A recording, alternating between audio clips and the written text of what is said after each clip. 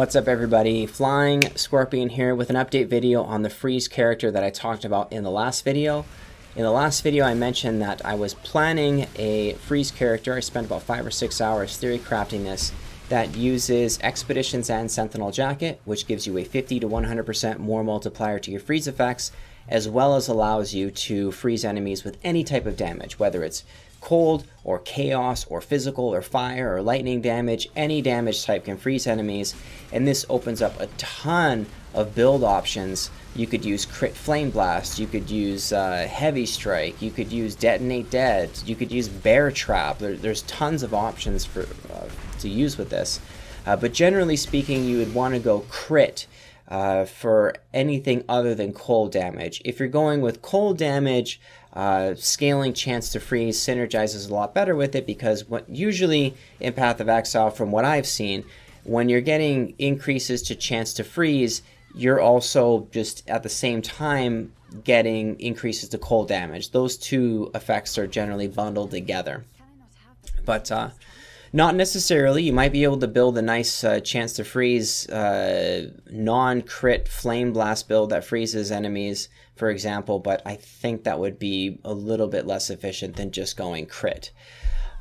So I'm not going that route. I'm going with cold damage, and I'm going with Glacial Hammer, and there's a few reasons for that.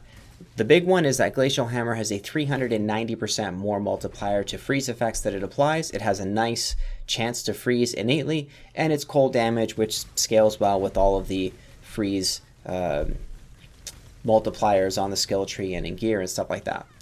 The last piece to go with this is the Painseeker Gloves, which give a 100 to 200% more multiplier to non-damaging ailments that you inflict. And that really ramps it up. When you put all of these three pieces together, you're getting somewhere around 20 to 30 times more freeze. So if you hit an enemy for 100,000 damage, for example, it's as if you hit them for 2 to 3 million damage. And then that's not even including increase to freeze duration, temporal chains, for example, which makes it last even longer.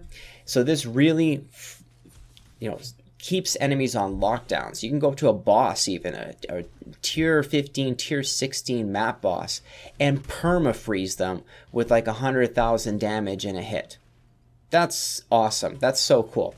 Now, the downside is obviously that's not very much damage per second, unless you're attacking ridiculously fast, but it's a low DPS build. It's meant to be played with a team. You have a job to do with this build, and your job is just to freeze threats. That's it. So other than going for lots of freeze, I went with lots of tanking stuff, so increases to block chance, increases to armor, endurance charges, for example, blind on enemies. I got Fortify from the Champion Ascendancy. I'm using the Scion Ascendant to really try and help the character be tanky enough to get in there and actually hit a boss without dying. And then once the boss is frozen, it becomes a lot safer. You can, if the boss starts getting ready to slam and you freeze them in the slam animation, you have time. You can stop, walk around behind them or walk through them until you're behind them, and then start hitting them again. And as most of the time, like 95% of the time in my experience so far, the boss is frozen and doesn't even get a chance to finish slamming before they're dead. So it's pretty safe once you get the freeze off. So let's talk a little more about the downsides of the build. The build does not have good clear speed. Again, you really want to be teaming up with others to do that, but if you must, I have found that using Ancestral Call really helps a lot with the clear speed. Glacial Hammer with the Winter Burial Jewel has innate area of effect, if I understand correctly. So that combined with Ancestral Call gives pretty decent clear speed, and it's much it feels a lot smoother when you're trying to take down packs. They don't have to be like right next to you. You have some extra range to your attacks. What else is there to say with the build? Okay, here's something that's pretty cool. If you start getting cluster jewels in the build, and cluster jewels are pretty expensive, but I'll explain in a moment here how you can get them for cheap. If you get a cluster jewel with cold conduction, enemies that you chill are also shocked. So that's a more damage multiplier for you and your allies. And you're going to be gravitating towards increased effective non-damaging ailments anyway, throughout the skill tree or on your gear, for example. So it's a nice fit. That increase to non-damaging ailments will affect the shock and make you have a bigger effect on everybody's damage, and yourself included. You can also pick up a notable called Blast Freeze. It's basically like a free elemental proliferation. So freezes spread to nearby enemies, and this means that if you don't have a 100% chance to freeze and you freeze like half of the enemies in a pack, the freeze will spread to the rest of the enemies and the entire pack will be frozen, including any oncoming enemies that might be charging in from the distance, for example. They'll charge towards you, they'll get stuck in the pack of frozen mobs, and there you go. It's a great defensive tool. I think that running ultimatums is going to be a lot easier once I've unlocked Blast Freeze on the character that you can see in the background footage. The character in the background footage is this character. It's just not finished yet. There's still some important stuff to pick up to really tie the build together and get it going well. Another thing I picked up and that I planned for the build was just to make it as easy as possible to play. I didn't want to have to stop and cast war cries or do some funky stuff. So I wanted to passively generate endurance charges, and I do that with Enduring Composure notable on a small cluster jewel.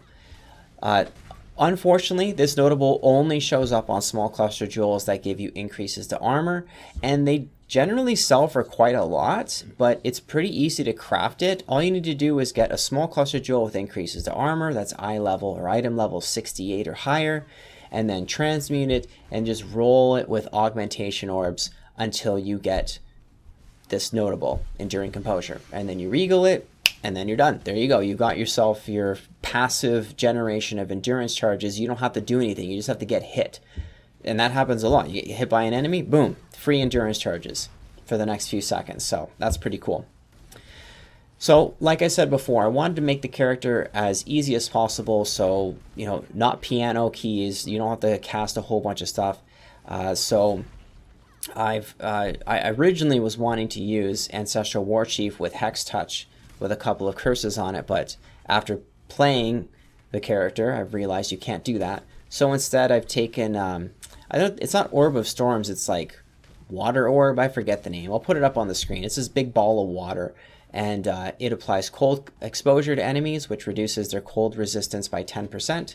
And it also consistently hits enemies very rapidly in an area around it. So if you put Hex Touch with it, with Frostbite, it will significantly decrease enemies' cold resistance, as well as increase the chance that you can freeze them. And I also put on a ring, Doedri something ring. It gives me an extra curse. And so I also have Temporal Chains on this water ball as well. So it's actually a really effective tool.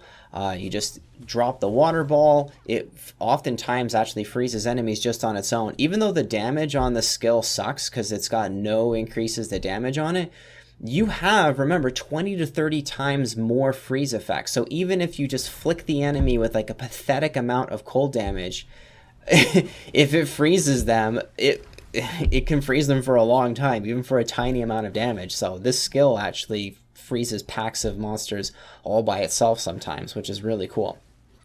So yeah, you just drop the winter ball on it, or the ball of water, hit the enemies, boom, they're frozen. Oftentimes they just blow up into ice shards immediately, and then when you get to bosses, the bosses are on lockdown. So the build's been really fun. I'm enjoying it. I'm looking forward to getting it up to level 90 and then perhaps even beyond. Like I said, there's definitely some sore spots on the build. It's meant to be played with other players in a team. And it might not work out in red tier maps, but so far so good. This is my first real character in Ultimatum League. This character made me switch from standard to ultimatum because the cost of Expedition's End is like 5 to 15 exalts in standard, and it's like 25 to 35 chaos in Ultimatum League. So that's a no-brainer. It's just way cheaper to get everything you need to make a build in the temporary league than in standard. Standard's prices are so inflated. So this is definitely motivating me to play in the temporary league more often, even though I have more uniques and riches in standard league. But that's it for today. That's the video for today. Thanks for watching, everybody, and I'll see you in the next one. Bye.